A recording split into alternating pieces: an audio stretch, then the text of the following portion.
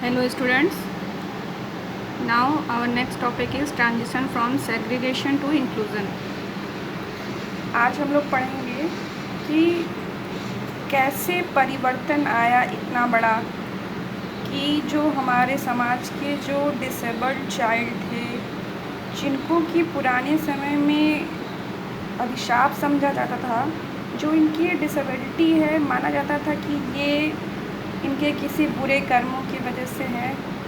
तो कैसे ये परिवर्तन संभव हुआ, कैसे अलगाव से समावेशन तक इन बच्चों की शिक्षा पहुंची। तो हमारा आज का टॉपिक है परिवर्तन अलगाव से समावेशन तक। आइए स्टूडेंट्स, हम इसको जल्दी जल्दी देखते हैं। फर्स्ट पॉइंट है education for special needs children is in discussion in present time and started from 18th and 19th century but in ancient time not that much good. पुराने समय में जो है स्पेशल नीड्स वाले जो बच्चे हैं उनकी शिक्षा की शुरुआत जो इंक्लूज़न या जो हम इंटीग्रेटेड स्कूल की शुरुआत जो हुई वो 18th and 19th सेंचुरी से हुई।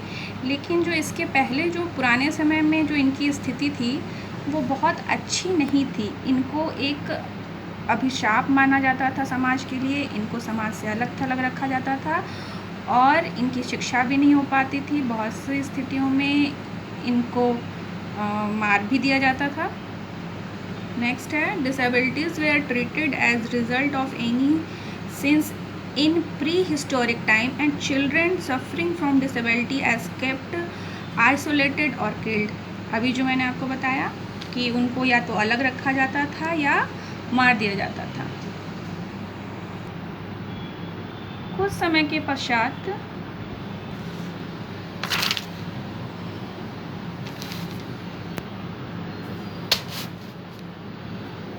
वहाँ से कुछ दो ना बेटा, दबाने के लिए अपना पाउच दो ना।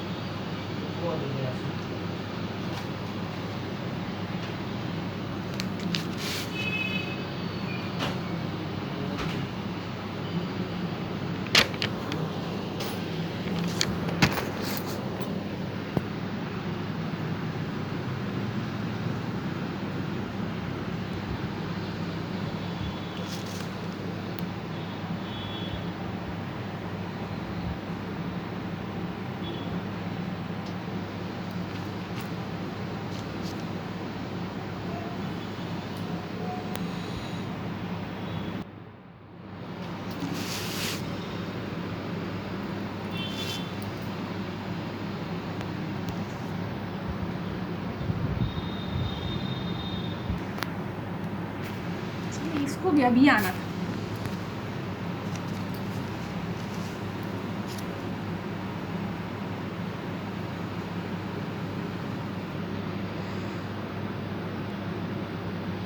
अठारहवीं शताब्दी में जो स्पेशल स्कूल इस तरह के बच्चों के लिए बनाए गए थे वो धीरे धीरे क्या हुआ कि इन स्कूलों के प्रति जो समाज की जो लोगों की जो नेग्लिजेंसी थी उसके कारण ये डंपिंग ग्राउंड बन गए। मतलब कि ये एक बेकार खाली पड़े चीज़ के समान हो गए। और इसके पीछे कुछ और भी कारण थे, जैसे कि parents expectation.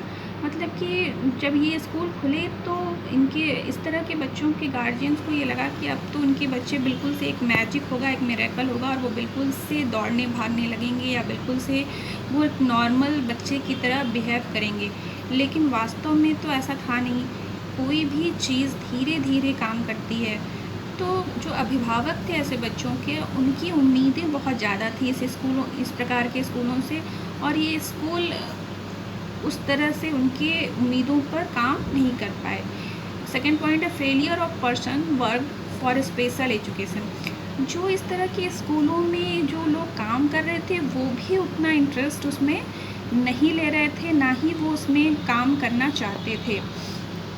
Doubtful efficiency of special education. धीरे धीरे इस प्रकार की स्पेशल शिक्षा पर डाउट होने लगा कि इनका कोई फ़ायदा नहीं है। तो इनकी क्षमता पर जो संदेह था वो भी इनके बंद होने का कारण बना। लैक ऑफ फाइनेंशियल सपोर्ट भी इनका कम हो गया।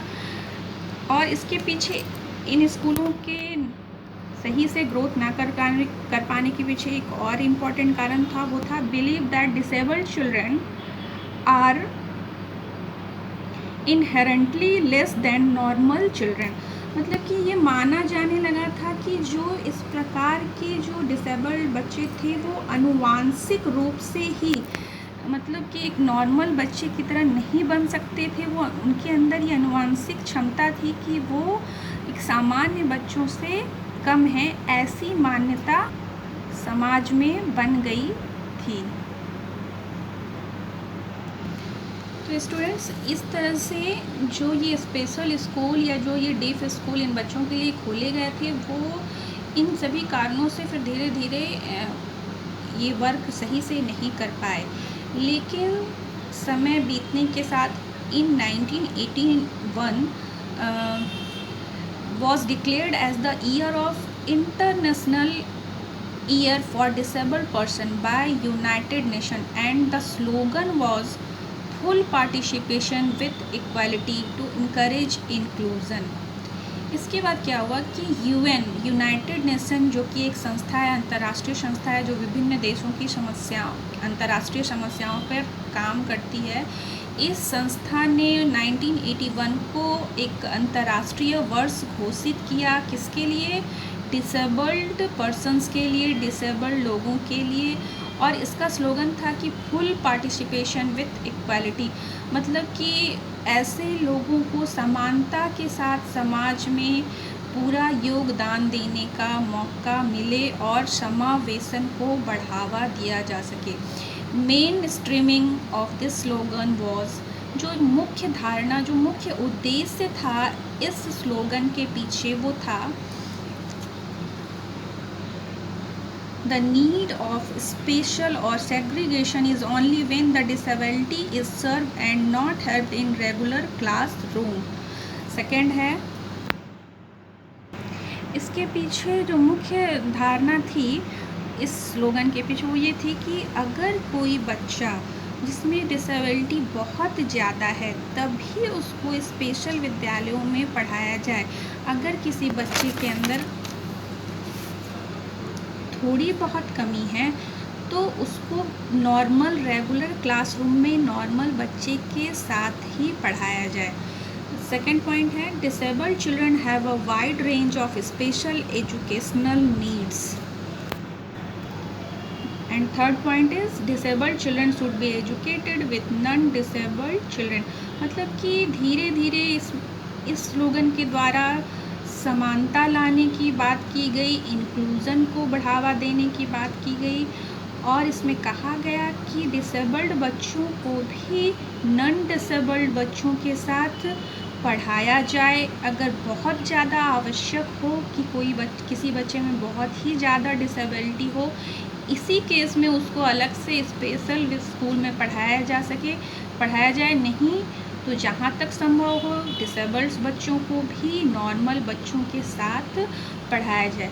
तो आप यहाँ पर ये सब बातें आपको बताने का मतलब ये है स्टूडेंट्स कि किस तरह से धीरे धीरे हमारा समाज जागरूक हुआ ऐसे डिसेबल्ड लोगों के प्रति, समानता की भावना के प्रति और सामाजिक विकास के प्रति, और किस तरह से हमने समाज के कमज़ोर और वंचित लोगों को भी, जो कि जिन रेगुलर हमारी जैसी सुविधाओं से वंचित थे, उनको भी हमारे साथ समानता के स्टेज में लाकर खड़ा करने, समावेशन को लागू करने की प्रक्रिया हुई।